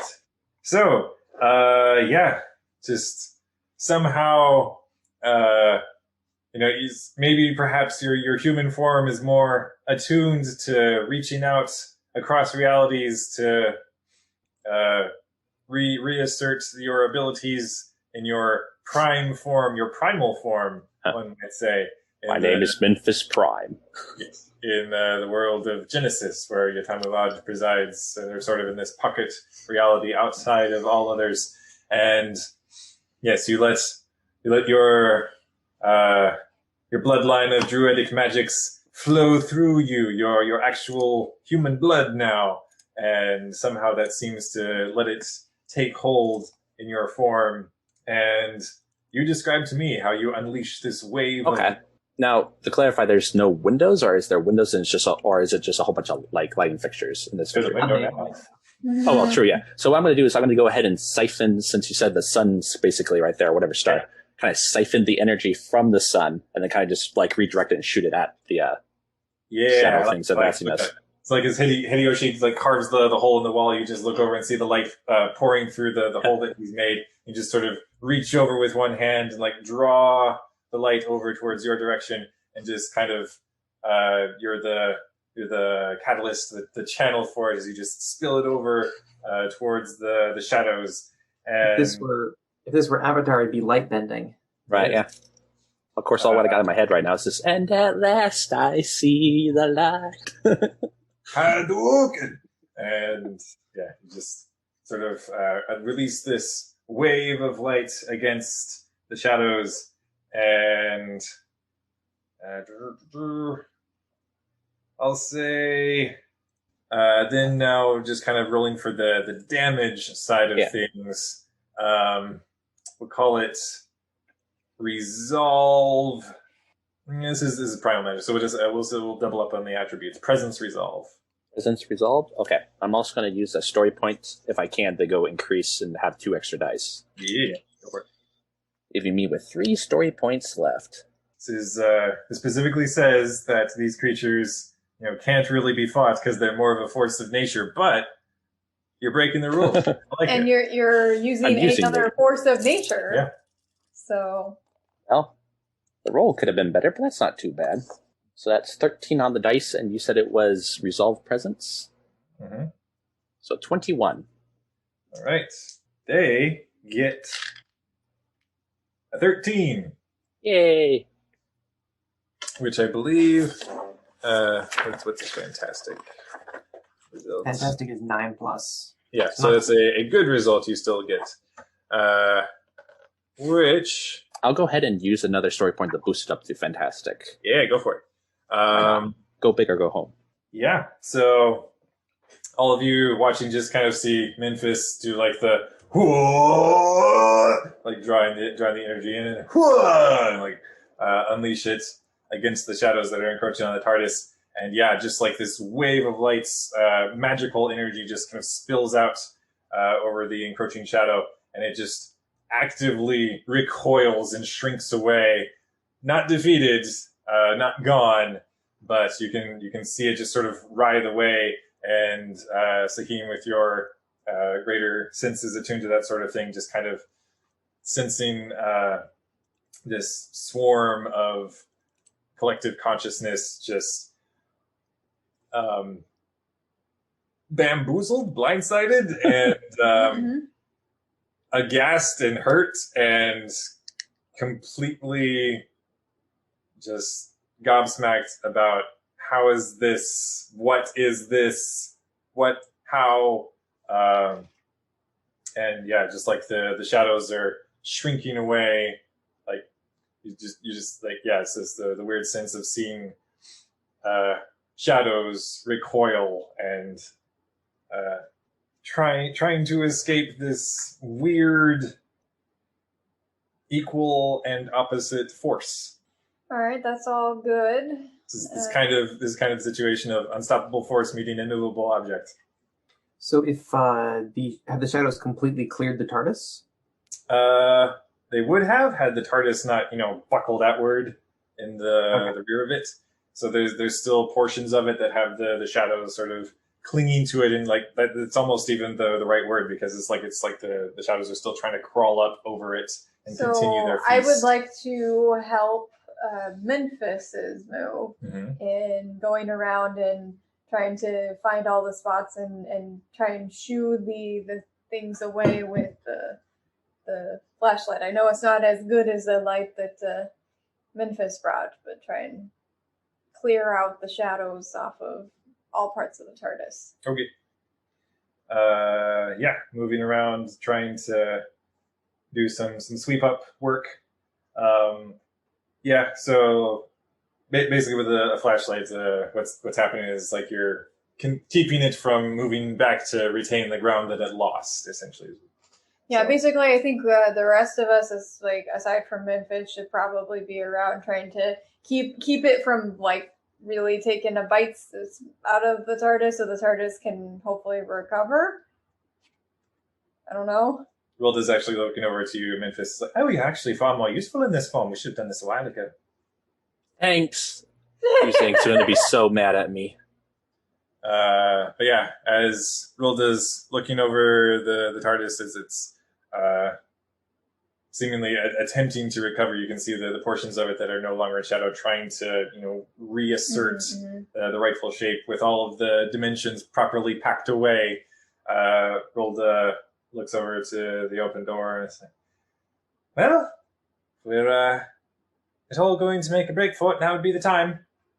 Can we have the TARDIS grow some roller skates and come to us? I'm afraid I don't have that upgrade. Maybe next time. But just mechanically speaking, Hideyoshi, there is such a thing as commanding the TARDIS to make an emergency jump solo. Just like jump away, self-repair, come back when you can, kind of a thing. I have a better idea. For my action this turn, I want to pick up Memphis so he can continue focusing on his magic and just walk towards the TARDIS. So that way we're right at the TARDIS. When the TARDIS is ready to go, we can hop in. It'll be minimal time between us getting into the TARDIS, thus cutting off the light, and actually leaving. So what you're saying, David, is you would like to make me the Human Torch. Yes. Hey. Do you want to walk him around the TARDIS to make sure that we get rid of all of the lingering shadows so the TARDIS can... Just wave Memphis around. It's pressure washing the exterior of the TARDIS. With light. Walking around the TARDIS at this point is going to be a bit difficult, as it's not the same phone booth you know and love. It is like fallen out of the back of exterior of itself, essentially. I want Memphis to be more mobile so that he can continue doing his light firefighter thing. All right. But we can get different angles. Do you have the story points to do that again, Memphis? I only have 2 story points. I'm guessing I'll need the 4 in order to redo the roll. You are bending the laws of all realities to the breaking point doing this sort of thing. Oh, yeah. I know. Can we at all help with that? You want to gift him story points somehow? You're doing it, Memphis. You're doing it. Yeah, I would like to just, You're finally once I useful. come back from seeing if I can like help with the flashlight, it doesn't seem to be working. She's like, well, you're super useful. Pat pat. Can you do that again? Maybe. I'll And I contribute give for him 25 a story carrying him point, around. Okay. right? Does that work? Yeah, and then Hideyoshi hoists him up on his shoulder and is like, "Yay! Shoot, Rudy, you got this!" Anyway, This whole time, though, Memphis in his head is just seeing Nuzang just going, So, again, that was daunting, correct? Yep. If I remember correctly? yep. We shall see if I can repeat. All right, Seth, this is going to be interesting. So sadly, I could not repeat because 2 of the yellow were blank. But I have 4 threat and a triumph. So Okay. I'll let you decide. All right. So you managed to conjure more of this primal druidic light. However, the strength of it appears to be waning, and the shadows are moving in once more as like the wall of light is being pressed back, and all of you are kind of having to retreat from the advance of it, and it is going to overtake the TARDIS. So, yeah, you all have, the time needed if you wish to either retreat or board the vessel and attempt to escape.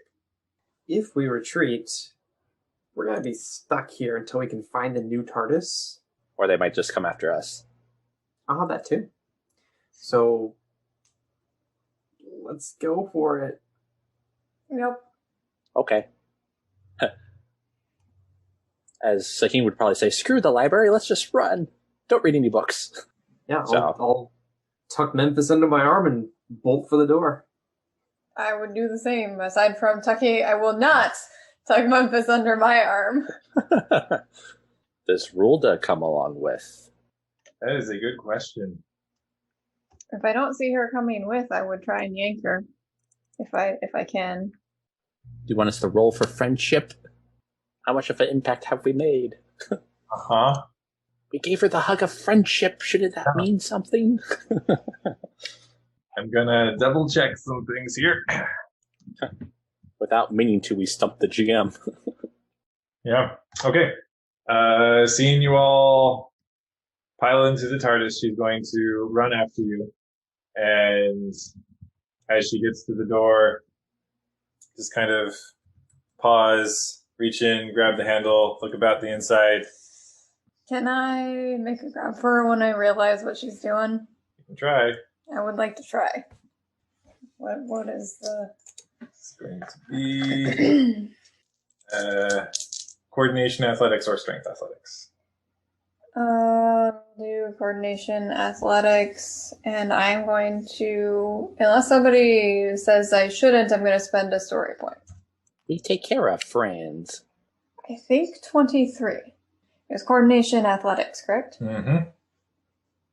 And I got 15 on the die, and I was adding 8. 25. She got 25? Is anybody helping me?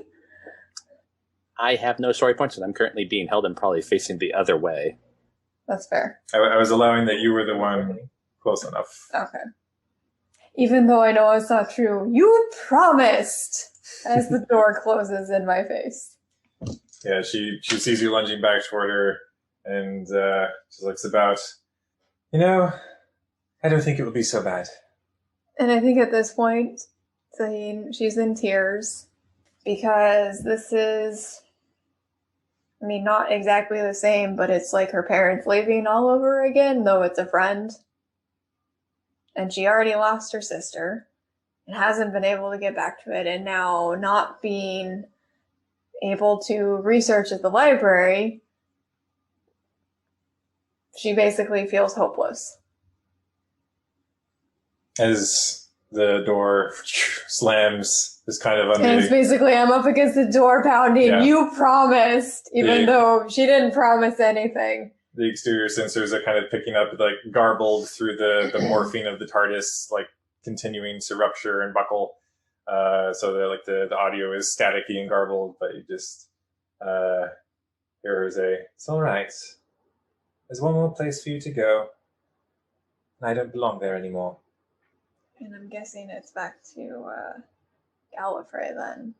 And that's when you feel the ship kind of settle and kind of manage to try to revert to its original form. You see like the different twisted relative dimensions just sort of folding back in on each other, trying to repair itself. And on the exterior camera comes up like a flickering image. You just see a figure has stepped between the shadow and the TARDIS. Does it look like a tall, gangly Rulda? It does. I'm in a crying puddle on the floor right now. Who would like to pilot the ship?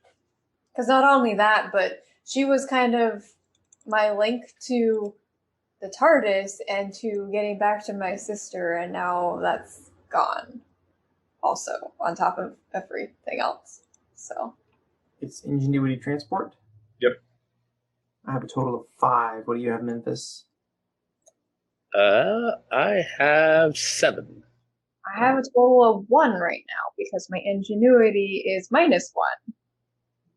The TARDIS itself has 6 story points if you wish to use some of those. I have story points, but I will admit that as far as the story goes right now, somebody would have to pull me off the floor at this point. We'll let you know. I think at the moment, Memphis, you do that. I'll assist. And just to clarify, Seth, I know this is all happening super quick. Yep. So just to make sure I'm understanding in Memphis's space, to make sure I'm doing the right things. Memphis is probably not even aware of the whole situation that's going on because he's been carried in and dropped, and he already knows that we're trying to run. So I'm guessing he probably isn't, or unless the monitors are kind of nearby, he probably hasn't noticed the situation. Okay. That's up to you. Wasn't okay. thinking pounding on the door? Probably the first thing you realize is the door closing and you hear the pounding of, you promise! Because that would make Memphis hesitate because, yeah. Goodness gracious. Yeah. Big story Looking points. out in the image of the screen, you actually see like this almost continuous flat, radiant light actually coming over Rolda's form, as you don't know how many regenerations she's burning through this, but she's diverting the shadow's interest. Well, if Memphis is going to hesitate, Hideyoshi's going to start wheeling the controls. Okay. I'm not letting her sacrifice go to waste. Seeing that, he's going to snap back to reality and then go help, but also probably start crying. So, I guess, am I helping then Hideyoshi, or is Hideyoshi helping me in the thing? That's up to you guys. I'm guessing you want me to make the roll, probably? So with that hesitation, there might be a realization of I've gotta pull myself off the floor. And I half-heartedly poke at things at the console. Okay. So I'm getting a +4 then? And I think I will spend a story point to give you +2 dice. Okay. And then we'll have the TARDIS spend, we'll say 4 more story points to give you 4 more dice. I have Okay. 5 story points. Dump them. I will spend 3. Alright, so to clarify here, I got my 2 dice that I start off with. David's getting me 1 story point, so that gets me 2 dice. And then the TARDIS is giving me 4 dice. And then Sahin is giving me 3 more dice? Mm-hmm. Okay. How many story points do you have left, Hideyoshi? Okay, same. So, with the light from Memphis weakening them, and then now with rolled what would have been improbable is now only going to be hard. So you're looking for an 18. Okay, we'll see what happens. We're going to get pretty high, I think. Yeah. Well, you got to remember, I rolled 4 6s, and I have to re-roll all of them. You have 9 dice. I know. You never know. And then you get a +4 from us on top of all of that. And I'd assume that for both of you, it's the first time you've seen Sahin lose it. And then +4 from you guys, so that's Well, it's 46. 46? Yes. Okay. Can we have like an uber fantastic result? I mean, it's fine. If there are bits of the TARDIS still outside of the TARDIS, can they like... I was just gonna say, with that level of result, they're like, what? Like, is that how you wanna? I think we'd like to collect all of the TARDIS unto itself. I don't know if this would work with this 46 roll, but could maybe one of the things kind of come and knock Rolda out of the shadow or something like that? I was thinking What part of the TARDIS and bring her in. back in, bring Right, her yeah, or that too. That's what I assumed Hideyoshi was saying. Okay. She'll be a new Rolda, but Well, we'll see how that goes. Yeah, even with the -6 from not having a full team of pilots, that's yeah. You guys just okay. So basically, what happens is like as you guys are interacting with the TARDIS, your respective minds almost just kind of meld together, almost like Time Lords might be able to do. And there's the moment of absolute clarity as you understand precisely how to pilot this ship through space and time. And yeah, I mean, like you guys described to me what that experience might be for you respectively, and then how you wish to save the TARDIS and save your friend just out of sheer collective stubbornness. I'm feeling like, since I'm probably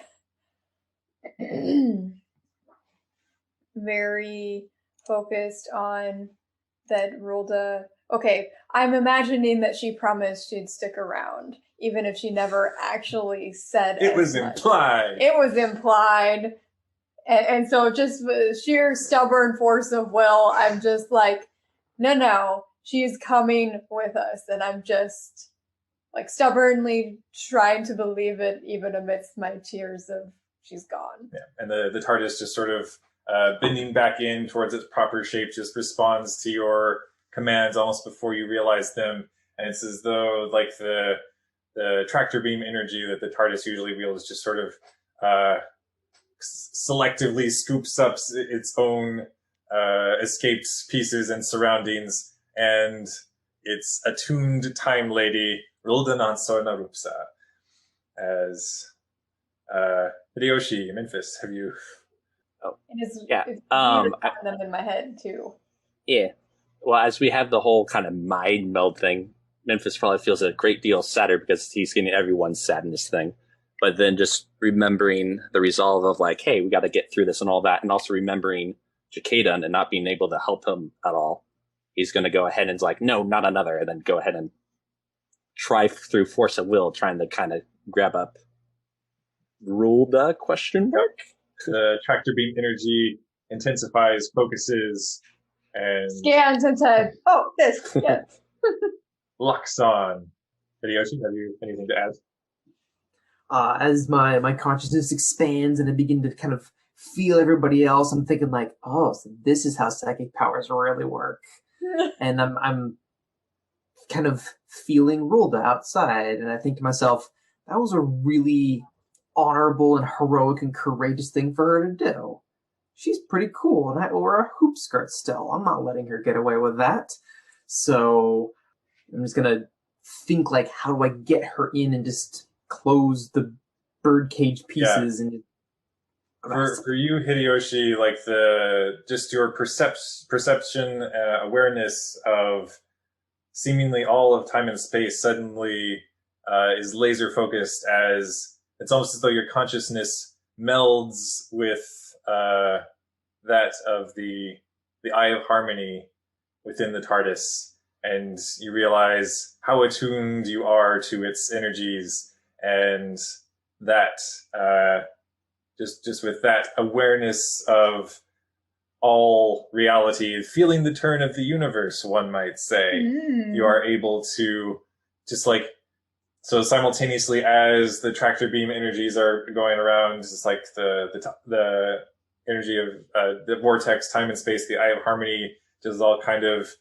coalescing together as the TARDIS is dematerializing to go to the vortex and to your next destination, is all sort of swept up together in a singular moment. I have something to add because I realized that, yes, while I'm focusing on stubbornly believing that we'll save Rulda will somehow come with us, I'm also thinking about Kizma. I just want to put that out there because I can't not think about Kizma, because Kizma is the reason I'm sad that Rulda's not coming and wanting to stubbornly believe that Rulda will continue to travel with us to help us find a solution. So in the mix of it all, I'm thinking of trying to find Kizma and the what if of the knowledge we missed in saving the TARDIS and GTFOing. So I don't know if that plays into anything, but I wanted to point that out, that there's layers. Trying to absorb some sort of knowledge from it's a smaller stupid hope of, wishing I knew how to get to my sister. Okay. It's not as specific as the stubbornly believing that Rulda didn't close the door with her outside and isn't sacrificing herself. It's like, trying to stubbornly imagine she's still with us. But also wishing for the could have been of finding the knowledge we need to want to find. Anyways. As all of this culminates in your minds and your collective consciousness, everything, like, you all just suddenly find that you are back with only your own thoughts. You're all gathered around the central TARDIS console as it rises and falls, the central column. You look about. The TARDIS is intact, whole. Readings seem to indicate that you are soaring rather effortlessly, just cruising through the space-time vortex. You see no sign of Rulda. However, the TARDIS, go looking around the TARDIS. The TARDIS immediately reaches out to each of your minds, respectively, and indicates that it's all right. There's a passenger in the zero room. I would slump to a puddle on the floor again. I'm going to go to the zero room. Yeah, I'm going to say, thanks, TARDIS, you did good, and then go with Hideyoshi. Right. As you slowly make my way back there after a moment of just like boneless relief on the floor. Yeah. Reaching your destination, there's oddly enough some symmetry to this as you arrive and just sort of look within and just see this figure just in the entire frame of who you presume to be Rulda, just radiantly glowing with regeneration energy, just sort of suspended in this moment. And you can almost see the shifting of different faces taking place within, bodies sort of contorting into different builds and ages.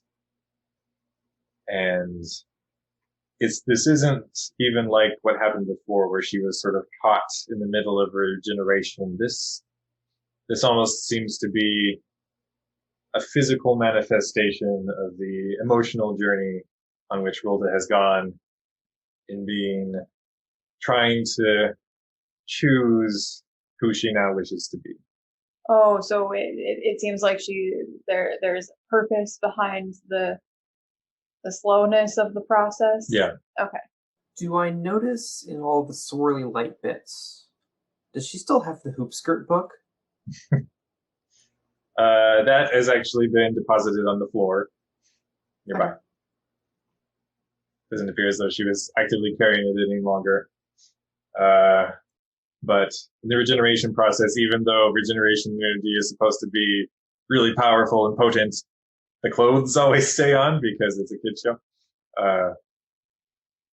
So that's like she's still wearing what she was wearing before. You're able to see that through the blinding, flashing radiance of the regeneration energy. But she's not immediately, reverting to any sort of permanent form. This seems to be a process. I will let her do her thing, and I'm going to go see if Iron Will survived. With how good you guys rolled, yes, you find Iron Will kind of in the back. Just acting like it was no thing. Food preparation area. I mean, there's a bit of some ruffled feathers. Okay. And there's what was that? I'll give him some dried corn or something. And just like bark. I like to think whenever he sees us, he just gives us the evil side eye where it's like, look what you did to me. And just on a whim, I asked the TARDIS, "Do we bring anything else with us?" You are directed to your chambers that you have selected on the TARDIS, and it does appear as though there are numerous volumes that have been arrayed for your reading leisure. So excited. Appropriate subject matter to what it is you might have been seeking. So, like, traveling between realities? There appears to be Okay. volumes related to such topics. Okay. Infus is going to go look at Ruled and is like, well, apparently you need a minute. I'm going to go ahead and retrieve the hoop skirt book, start perusing it to the whatever hoop skirt that she was looking at, and then go to the arts and crafts section of the TARDIS and keep myself busy. I love that we have an arts and crafts section of the TARDIS. Yep. I will go and assist you, Memphis. Okay. And I'm without a word about what I have in like my now I guess Saheen has a personal library in her own chambers. Did you? We don't know about it yet. But no, without a word to that, I would just pick the first book that looks remotely helpful and sit on my bed and try really hard to read. Okay. There's still some tears though, so it's a little difficult at first. The cat ran. Okay, it's not that bad. Come on. See? Come on. Jane, run. I do ask though. More about focus. That it was never that she didn't know how to read. It's just her focus. She's kind of, I guess, think of like an ADHD kid. That's okay. More like it. She's not ADHD, but she definitely has trouble with concentrating on things that bore her out, and pretty much anything that wasn't like fighting or learning about going out there into the realities was boring. Makes sense. I do though ask telepathically to the TARDIS. TARDIS, can you let us know when Rilda's awake? Yes. Thank you. And I'll go ahead and whisk Hideyoshi snip, snip, snip, snip, snip, because we took sewing classes. All right. As you guys do some tailoring and Saheen does some reading, you guys continue on your journey through the vortex to whatever your next destination is. Rilda didn't quite seem to indicate it precisely, but all of you might have your suspicions about the time and or place you might be headed towards. And with the roll that you guys made, it's actually pinpoint spot on. I cannot emphasize that enough. Spot on materialization at your destination, and all of you just feel the TARDIS rematerialize after some time of study. Lightly, And- gently settle. Yeah, and not even suddenly, you just find yourselves floating through space. If anything, just kind of the faint shuddering of the TARDIS, it feels like something settled on you. Or in this ship.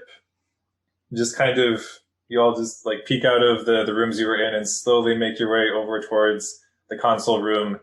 And there, sitting by the central control console, you see this weird blue police box. Just kind of sitting there inside the TARDIS. There's a TARDIS in our TARDIS. The door opens like, swings outward, and out I steps, pull out my knife, out steps this holding it out like kind of suavely, elderly, thin gentleman. Almost looks like some sort of magician's attire slung over. He wears it very well, but eyebrows. He's looking at you with this intense scowl, and he just kind of holds up this weird object that just starts scanning everything in sight. And just what is it you think all of you are doing here? And that's where we're going to pick it up next time. eyebrows. That's Capaldi then? Okay. Good thing I'm wearing the master's clothing. He would think nothing of it. Yeah.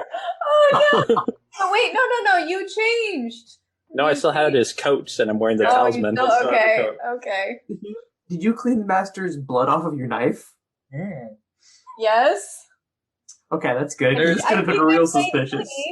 We'll definitely have some things to pick up on when we resume. Okay, yeah. Anyway, GM had a few curveballs that session. Well done. And yeah, landing precisely on target. We landed on top. Yeah, landed on top of the doctor. Which, by the way, like when we wander out to see what's happened, you will notice that Sahin has a book in hand, and that's the only indication you'll have that she has some knowledge, some good knowledge that we all need to know. Sahin's been reading. It's weird times for all of us. Yeah. So you're like a book dragon and the keeper of some sort of weird knife? We'll never know. Anyway, I play a type, that's for sure. with perhaps the journey through time and space coming to its conclusion and encountering some wizened time traveler, we'll see Inspector Spacetime. Inspector Spacetime himself. We'll see where this goes next time on Tim Portalers. Thanks for checking out our show. If you want to learn more about us, follow us at Tim Portlers on Twitter, or you can email us directly at tim.portlers@gmail.com.